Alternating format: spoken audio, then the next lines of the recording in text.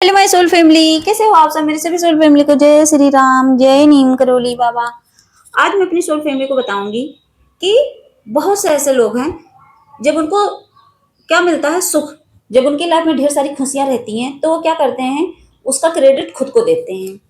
और जब दुख आता है, हल्का सा भी उनको एक बुखार भी आ जाए ना, तो तुरंत भगवान को ब्लेम करते हैं, तुरंत ईश्वर को ब्लेम करते हैं। कहते हैं कि ये मुझे क्यों हो रहा है, सब कुछ भगवान कर रहे हैं। कुछ भी बुरा होगा तो भगवान को ब्लेम करेंगे, अच्छा होगा तो अपने आप को क्रेडिट देंगे। ऐसे भी लोग हैं। भक्त तो ऐसा नहीं करते। जो भगवान को दिल से मानते हैं वो कभी भगवान को, चाहे दुख आए चाहे सुख आए, वो इन सबका क्रेडिट भगवान को देते हैं कि प्रभु आपकी मर्जी से हो रहा है, मुझे सब मंजूर है। तो आज मैं अपनी सोल फैमिली को इस टॉपिक पे, इस बारे में अच्छे से समझाऊंगी और समझना। और आपके अंदर अगर ये गुण है ना तो प्लीज उसको त्याग देना। और क्या है, और आप भगवान की भक्ति करते हो, सब कुछ भगवान को मानते हो, तो त्यागने की जरूरत ही नहीं है। तब तो सही मार्ग पे हो। अगर आप भटके हुए हो तो समझ जाओगे कि हाँ मैं सच में गलत बोलता हूँ या मेरी सोच गलत है। देखिए, जो जो खुशी आती है तो उसको क्या करते हैं, खुद को क्रेडिट देते हैं अपनी खुशियों के लिए। और जब दुख आता है तो भगवान को। तो ऐसे लोग क्या होते हैं, अहंकारी होते हैं। उनका ईगो रहता है, वो नहीं बोलते, उनका अहम बोलता है, उनका ईगो बोलता है। और इससे साबित ये होता है कि उस इंसान की ये अधूरी समझ है, क्योंकि उसने ईश्वर को अच्छे से समझा नहीं है, जाना ही नहीं है। बस मान के बैठ गए हैं हाँ भगवान होते हैं। आज इसे थोड़ा गहराई से समझते हैं और अच्छे से समझना, तब आप फील कर जाओगे। क्या होता है कि जब इंसान की लाइफ में खुशियां आती हैं, खुशी आती है, तो वो खुद को क्रेडिट देता है, खुद को श्रेय देता है कि इसके पीछे तो मैं ही हूं। पैसा आ रहा है तो मैं कमा रहा हूं, कहीं अच्छी सी जॉब लग गई मेरी मेहनत से। कुछ भी होता, अपना घर बना लिया तो मैंने बनाया है, मैंने इतने पैसे कमाए तब तो मैंने बनाया है। हर चीज में अहंकार। फोर व्हीलर लिए तो कहेंगे ये मेरी मेहनत की कमाई है, मैंने लिया है। यही तो बोलते हैं लोग। अगर कोई कुछ बोल दे कि नहीं तुम्हारी किस्मत में था, भगवान की कृपा से, तो कहेंगे नहीं मेरी मेहनत की कमाई है, मैंने कमाया है, मैंने अपनी बुद्धि से कमाया है, अपनी क्षमता से। कहेंगे ये अगर मेरे पास बुद्धि ना होती तो कहां से कर लेता, मैंने किया, हर वक्त मैं। क्या होता है, यहाँ अहंकार काम करता है उसका। वो नहीं बोलता, उसका अहम बोलता है, उसका ईगो बोलता है। मतलब इंसान कहता है ना, इंसान अंधा हो चुका है माया में फंसकर, तो वही काम है उसका। वो ही बोलेगा जिंदगी भर, वही गुण गाएगा वो।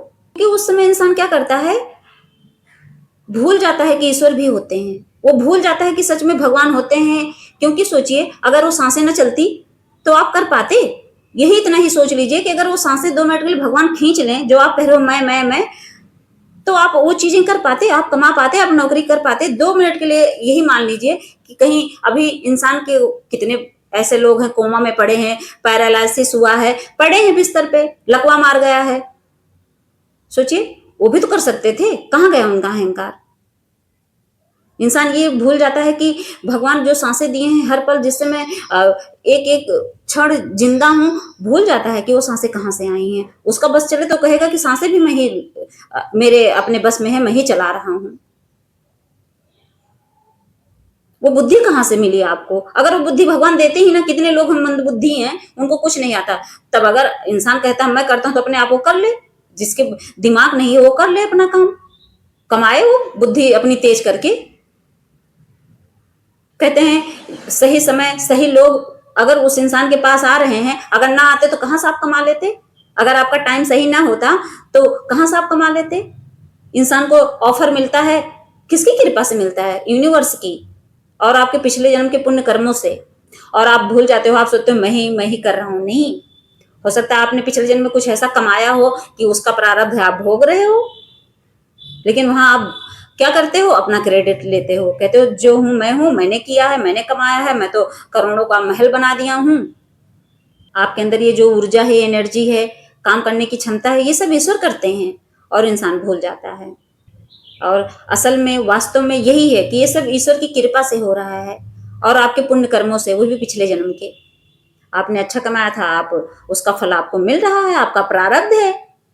लेकिन इंसान की बेवकूफी क्या है, उस समय इंसान उस चीज को अपना नाम देता है कि मैं कर रहा हूं, इसमें सारा क्रेडिट मुझे मिलना चाहिए। हमेशा जहां रहेंगे वहीं गाएंगे गुण कि ये, अरे ये मैंने किया है। तो ऐसी गलती नहीं करनी चाहिए, ये हमेशा याद रखना। क्योंकि जब दुख आता है तब फिर अपना नाम क्यों नहीं लेता इंसान? जब दुख आता है तो पता क्या होता है, जब दुख आएगा सब कुछ भगवान ने ही किया है, गालियां देते हैं लोग भगवान को, भगवान ने ही मुझे इतना दुख दिया है, भगवान ने ही मेरे घर में कलेश किया है। कोई भी दुख आए, इंसान को पैसे का लॉस होगा तो कहेंगे भगवान ने कर दिया, अच्छी खासी मेरी जिंदगी थी ये और मेरे ऊपर इतना बड़ा दुख दे दिया। घर में कितना पति पत्नी के झगड़े होते हैं तो इंसान जब हार मानता है तो भगवान को ब्लेम करता है कि भगवान की वजह से हो रहा है। अगर उनकी फैमिली कार्मिक मिल गई तो कहेंगे भगवान की वजह से हो रहा है। दुख माता पिता अगर बच्चों को सता रहे हैं तो कहेंगे भगवान की वजह से हो रहा है। नहीं, भगवान की वजह से नहीं होता। अगर सुख का क्रेडिट हम खुद को लेते हैं तो उसका भी क्रेडिट खुद को लेना चाहिए कि हमारी वजह से हो रहा है, कहीं ना कहीं हमारी गलती है। रहता तो हमारे पिछले जन्म का कर्मा ही है, लेकिन इंसान उसको नहीं मानता। अगर कोई सच में अगर कोई ये कहे, जैसे मान लीजिए मैं करोड़पति बन जाऊं, जैसे मान लीजिए 2 मिनट के लिए आपको करोड़ों की लॉटरी लग जाए, तो आप उस समय क्या कहते हो? मेरी किस्मत थी कि मैं करोड़पति बन गया, बहुत सेलिब्रेट करेंगे, खुशियां मनाएंगे। अगर 2 मिनट मान लीजिए कि आपका 1 करोड़ रुपए कहीं चला जाए, लॉस हो जाए, उस समय आप क्यों नहीं बोलते कि हाँ ये मेरे पिछले जन्म का कर्मा था, मेरा लॉस हो गया? क्यों बताइए? यही इतनी सोच में इतना अंतर क्यों हो जाता है? उस समय कहेंगे भगवान ने पता नहीं क्यों मेरे साथ ऐसा कर दिया, इतना बड़ा पाप मैंने कौन सा पाप किया था? जब आप 1 करोड़ रुपए पाए तो आपने पिछले जन्म में पुण्य किया था, इसको एक्सेप्ट कर लिए। लेकिन जब आप 1 करोड़ रुपए का लॉस हुआ तब आप ये क्यों नहीं एक्सेप्ट करते कि हो सकता है पिछले जन्म का पाप रहा हो? नहीं एक्सेप्ट करता इंसान। सोचिए कितनी मतलब गलत सोच है हमारी, और हम इसी सोच के साथ जीते हैं, बदलते ही नहीं है। कोई समस्या आएगी, कोई नुकसान हो जाएगा, घर में कोई बीमारी आ जाएगी, सब कुछ भगवान को ब्लेम करेंगे। सब कहेंगे सब कुछ इन्हीं की वजह से हो रहा है, सब भगवान कर रहे हैं मेरी लाइफ में, मेरी जिंदगी बर्बाद कर दी है, क्यों ऐसा किए हैं? बस ब्लेमिंग एनर्जी दे देते हैं यूनिवर्स को। भगवान के सामने बैठ जाएंगे या लोगों से कहेंगे, इंसानों के पास बैठेंगे तो कहेंगे भगवान ने मेरे साथ ऐसा क्यों किया, मैंने क्या किसी का बिगाड़ा था? जब आपके साथ अच्छा हो रहा था तब तो आप कह रहे थे कि मैंने पिछले जन्म में बहुत अच्छा अच्छा करके आया था, लेकिन वही चीज जब बुरी हुई तो कह रहे हैं मैंने क्या बिगाड़ा था? उस चीज को एक्सेप्ट नहीं कर रहे हैं कि हो सकता है बिगाड़ा हो आपने। क्योंकि इंसान उस समय भूल जाता है कि पिछले जन्म का भी रिजल्ट यहाँ मिलता है, परिणाम मिलता है। जब हम पिछले जन्म के पुण्य कर्मा से आगे बढ़ सकते हैं तो क्या पिछले जन्म के पाप कर्मा से हम नीचे नहीं गिर सकते? गिर सकते हैं, कर्मा ही रहता है। जब इंसान उस कर्मा को एक्सेप्ट करता है ना, तब इंसान भटकता नहीं, ना परेशान होता है। और देखिए, जो एक भक्त होता है और इसके पीछे का जो असली आध्यात्मिक समझ है वो ये होता है जो मैं अब बताऊंगी। जब आपकी लाइफ में खुशी आए तो उसके लिए ईश्वर को थैंक यू बोलो। Thank you universe, thank you so much, thank you Hanuman Baba, जिसकी भी भक्ति आप करते हो उनको थैंक यू बोलो कि उनकी कृपा से आपकी लाइफ में खुशियां आई हैं।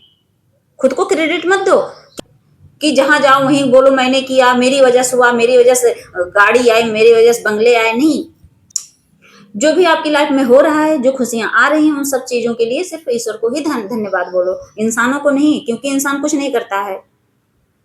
इसीलिए कहा जाता है कि चलते हम हैं, चलाते ईश्वर हैं। और जब दुख आए तो क्या करना है? उसको ईश्वर की मर्जी समझकर एक्सेप्ट करो कि उस दुख के पीछे का रीजन क्या है। हो सकता है वो दुख आपको सिखाने के लिए आया हो, क्योंकि कहते हैं जो होता है सब ईश्वर की मर्जी से होता है, और कभी भगवान अपने बच्चे के लिए बुरा करते नहीं है, ये भी लिख के रख लीजिए। जो भी होता है, मैं अपनी स्टोरी में आप लोगों को शेयर करती हूँ कि हाँ मेरे साथ ऐसी सिचुएशन ऐसी, मैं कभी ब्लेम नहीं करती भगवान को। कितना भी दुख आए, दुख नहीं कहते उसे, मैं तो ये सोचती हूँ कितना भी दुख मेरे ऊपर आए, लेकिन हर जगह मेरे बाबा बैठे हैं ना। मैं अपने बाबा को मानती हूँ तो मुझे लगता है कि मेरे साथ मेरे बाबा हैं तो दुख तो कहते ना रोड पे भी रहूं तो मुझे दुख नहीं लगता। कोई बात नहीं है, अगर उनकी मर्जी यही है तो रहो। लेकिन उसके लिए हम क्या करते हैं? ब्लेम करेंगे भगवान को, पूजा पाठ छोड़ देंगे, दिमाग में नेगेटिविटी आ जाती है, नेगेटिव एनर्जी इतना घेर लेती है कि हर सिचुएशन में भगवान को गलत बोल देते हैं। हम कहते हैं भगवान मेरी सुन ही नहीं रहे हैं, सबकी तो सुनते हैं। ट्विन फ्लेम जर्नी में जो है कहेंगे इनका तो यूनियन होगा, मेरा हो ही नहीं रहा है, उनकी फैमिली उनसे प्यार करती है, मेरी तो करती ही नहीं है।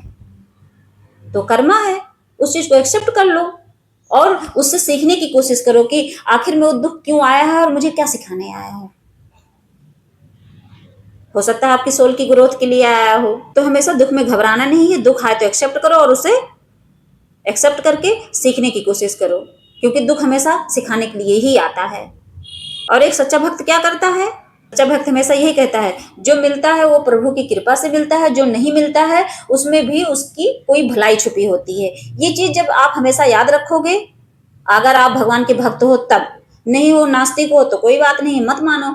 लेकिन जो भक्त होता है वो यही सोचता है कि अगर भगवान ने दुख दिया है और कोई इच्छा है उसकी नहीं पूरी हो रही है, इसका मतलब है उसके पीछे उसकी ही भलाई है, कहीं ना कहीं उसकी भलाई छुपी है। भले भगवान देर कर रहे हैं, नहीं मिला रहे हैं, तो इसके पीछे कोई ना कोई रीजन है। उस चीज को एक्सेप्ट करो। और कितना भी दुख है, कितनी भी बड़ी सिचुएशन हो आपके साथ, समझ लो आपकी आत्मा की ग्रोथ के लिए ये सब हो रहा है। घबराना नहीं है। कितनी सोल फैमिली मेरी दुख आता है घबराने लगते हैं, रोने लगते हैं। ऐसा नहीं है, रोती तो मैं भी हूँ, सिचुएशन से रोती तो मैं भी हूँ, लेकिन कभी भगवान को ब्लेम नहीं करती। बस रोऊंगी तो बोलूंगी कि बाबा इसके पीछे कारण क्या है, जल्दी से वो चीजें सामने लाइए। बस मैं उस चीज के अंत के लिए रिक्वेस्ट करती हूँ कि बाबा जल्दी से वो समस्या का मतलब क्लियर करके, और वो जो अंत है आखिर में क्या है वो चीजें सामने आए मेरे, बस यही रिक्वेस्ट करती हूँ। और ये नहीं कि तुरंत घबराऊं रोने लगूं, नहीं। अगर रोने से समस्या का समाधान होता तो पूरी दुनिया रोते रोते अपनी समस्या का समाधान कर लेती, नहीं होता ना।